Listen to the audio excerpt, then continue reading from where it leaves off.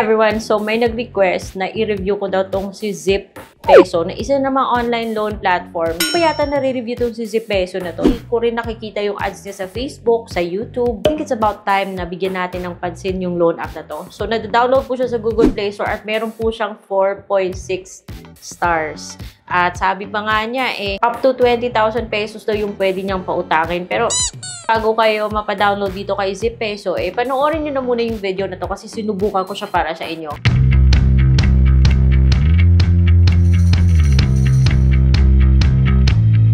Hello everybody! Welcome back to my channel. So today's spotlight is on Zip Peso na merong 4.6 stars sa Google Play Store.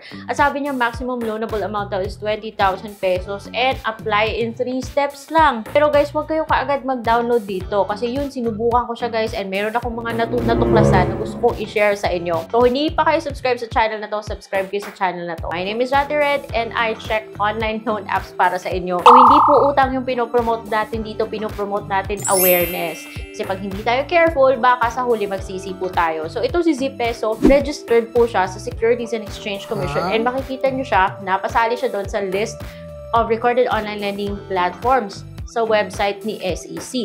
But that doesn't mean that it's good for you. Dapat guys, study the loan terms and agreement, familiarize it first by watching this video bago nyo siya subukan. So sabi niyang legit daw, but dapat pa rin tayong mag-ingat. Kahit na sinasabi niyang 0.49 interest lang siya, pero huwag tayo kaagad maniwala. Yun, dinownload ko yung loan app, nag-welcome siya, at pinapakita niya dun sa kanyang privacy agreement yung mga iba't ibang parts ng cellphone mo, kumbaga, nasisilipin niya. Yung the application process, for example, yung location, yung contacts, files and media, at kailangan mo mag-agree doon kung gusto mo magpatuloy. Kaya nga dapat mag-ingat tayo. Phone state, yung mga stuff like that, camera. At pagkatapos mong agree doon, then iisa-isahin niya pa rin hingin yung mga permissions mo sa mga nabanggit na niya. May usap-usapan dati na yung company nag-ooperate dito kay Zip Peso is dati nang na-raid. Pero bakit andito pa rin to na-operate?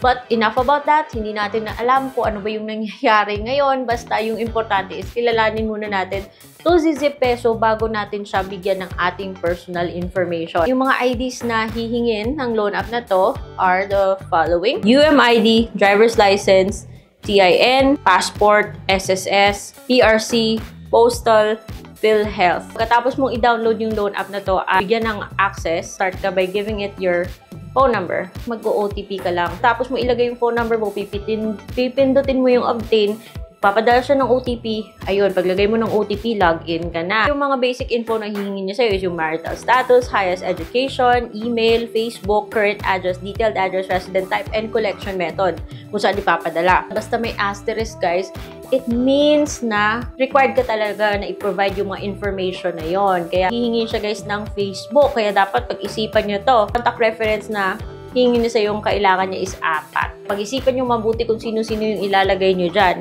I-click mo yung next step sa kanya, kukunin yung picture ng ID mo, yung picture mo na hinahawakan mo yung ID mo, and yung mga different IDs na tinatanggap niya, nabanggit na natin kanina. So, let's just move on.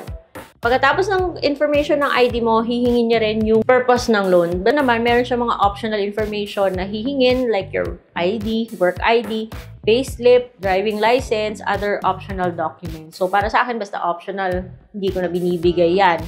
Next step, ayun, processing na daw. Hindi mo pa nga nakikita kung magkano yung kakaltas niya. Parang sinabit niya na yung information, which para sa akin, hindi ako sang-ayon dito. So yun, pinakita niya lang. Pagkatapos kung isubmit yung mga information ko, pinakita niya lang guys na 20,000 pesos daw yung maximum loanable amount at processing na. Nakatakot pa ganun ha. May right tayong magduda or mag-isip ng ganun. Dun sa Google Play Store, meron po dun sa nagbigay ng mga comments or review sa kanya, puntahan nyo yung mga nagbigay sa kanya ng 1 star. Doon pa lang makakapag-decide kayo or magkakaroon kayo ng kutob kung dapat nyo bang pagkatiwalaan yung loan app na to.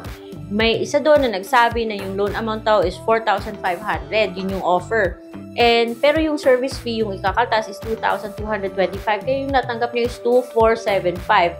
For me, it's not worth it, guys. Kasi ayoko sa mga loan apps na luging-lugi ako. Ang laki ng kinakaltas. May mga ibang loan apps naman na legit na buo mong natatanggap. Why not go with those loan apps? Yung ganon. 7 days din yung initial loan mo. Okay lang sana kung 7 days babayaran mo siya, pero 0% interest naman kapag first loan. 'Di ba? Mas okay yung ganon. Ito, first loan mo pa nga lang, ang baba na ng offer niya, pero ang laki ng kinakaltas, babayaran mo in 7 days. So, para sa akin, lugi kapag ganito yung drama ng isang loan app. Kaya nga yung sinasabi ko guys, dapat kinikilala natin yung loan app bago natin to i-download at gamitin. So, sabi ko nga sa inyo, kung hindi pa kayo subscribe sa channel, subscribe kayo dito kasi dito nasisilip nyo yung isang loan app bago nyo gamitin guys. Iba na yung maingat. Hindi lang naman isa yung nagsabi ng ganon. Marami po yung nag-comment na mataas nga yung fee niya. Kaya ayun, failed po ko kasi peso. Ewan ko sa kanya. So, dami ng loan apps na naka-login dito kasi ang dami ng tinry ko. Ayaw niya siguro sa akin because take note guys sisilipin niya kung anong meron sa cellphone nyo. Kaya kung nagtataka kayo bakit yung iba is nafe-fail sa review, baka yun kasi marami ka ng OLA na ginamit. Make sure na lang na good yung record natin sa ibang OLA bago tayo mag-apply sa isa para ma-approve tayo. Of course, hindi naman pinopromote yung pag-utang dito Yung pinopromote dito is yung pagiging maingat sa kung anong mga dina-download natin at pinagbibigyan natin yan ng personal information natin at yung mga IDs natin. Para sa akin tong si Peso, ayoko sa ganitong loan app. And mabuti na nga lang na fail ako sa kanyang review kasi ayoko nang ginugulat ako.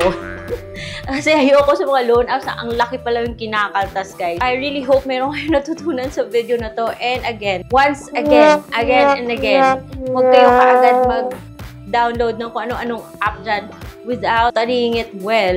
Kasi baka mapasubo kayo at magsisi lang kayo, guys. So kung kayo naman naghahanap ng mga legit, hindi yung pa-clickbait na sa thumbnail, sinasabing legit pero yung totoong legit talaga guys sa mga loan app. Subscribe kayo dito sa channel na to because I label my thumbnails correctly. Like this one. Pero nasa inyo yan kung utang kayo o hindi because utang is an obligation.